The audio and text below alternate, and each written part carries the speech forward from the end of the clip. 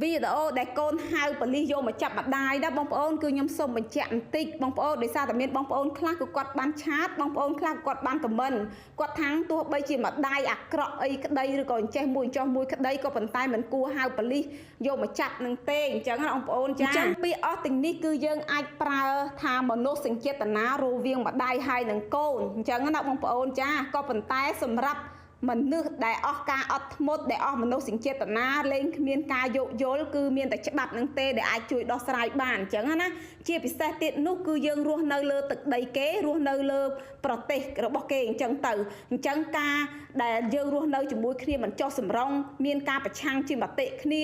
ឬក៏យើងប្រើសិទ្ធិជាម្ដាយឬក៏កូនគេយកសិទ្ធិគេជាកូនខ្លាំងពេកគឺលេងអស់ការយោគយល់ហើយដល់តែពេលលេងអស់ការយោគយល់គឺមានតែផ្លូវច្បាប់នឹងទេដែលអាចជួយបានអញ្ចឹងណាបងប្អូនចាអញ្ចឹងខ្ញុំសូមបញ្ជាក់បន្តិចណាបងប្អូនណាសម្រាប់វីដេអូទី1និងវីដេអូនេះក្តីគឺខ្ញុំអត់បន្តោសឬទៅលើម្ដាយឬក៏ខ្ញុំអត់បន្តោសទៅលើកូននឹងទេបងប្អូនចាស់ជាធម្មតាច្បាប់គេធ្វើការគឺគេដឹងហើយបងប្អូនគេនឹងថ្លឹងថ្លែងពីចំណុចណាទៅចំណុចណាបើសិនតែគេរកឃើញថាម្ដាយនេះរំលោភបំពានទៅលើសិទ្ធិកូនច្រើនពេកអញ្ចឹងគេនឹងយកម្ដាយទៅមានការអប់រំឬក៏ណែនាំក៏ប៉ុន្តែបើសិនតែកូននឹងគេប្រើសិទ្ធិគេណាបងប្អូនណាគេប្រើសិទ្ធិគេតតាំងជាមួយនឹងមតិរបស់ម្ដាយដូចជាខ្ញុំឃើញគេផុសជាច្រើននិងអ្នកខ្លះបានឆាតមកប្រាប់ខ្ញុំច្រើនណាស់បងប្អូនគឺមានការជះអាចជះទឹកនោមជះអីទៅលើកូនអញ្ចឹងគឺគេប្រើសិទ្ធិខ្លួនគេជាកូននឹងឯងដើម្បីការពារខ្លួនអញ្ចឹងគេអត់ធ្វើអំពើហឹកដូចកូនអញ្ចឹងដែលវាក្រោអាប់ដែលវាធំធាត់នៅក្នុងស្រុកគេវាអត់មានធ្វើ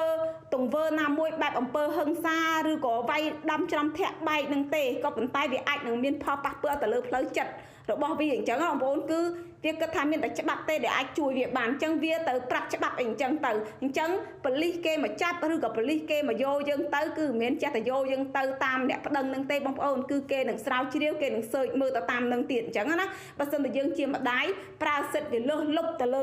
កូនខ្លាំងពេកយើងក៏ខុសច្បាប់ដូចគ្នាអញ្ចឹងកូនក៏គេមានសិទ្ធិក្នុងការការពារខ្លួនគេនឹងដូចគ្នាណាបងប្អូនណាអានេះគឺខ្ញុំចង់មានន័យថាខ្ញុំបញ្យល់ពីការប្រើសិទ្ធិខ្លួនឯងជាម្ដាយនិងការប្រើសិទ្ធិនឹងការប្រើច្បាប់សម្រាប់ការពារខ្លួនគឺខ្ញុំអត់កាន់ជើងថាម្ដាយនឹងវាអាក្រក់ណាស់កូននឹងវាសាហាវណាស់ចេះបដៅ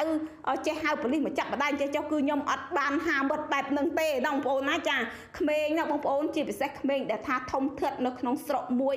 ដែលរៀនបានជ្រៅជ្រះដែលគោរពទៅលើច្បាប់ណាបងប្អូនគឺវាតែងតែប្រើសិទ្ធិវាជាធំហើយក្មេងដែលធំធាត់នៅលើស្រុកគេ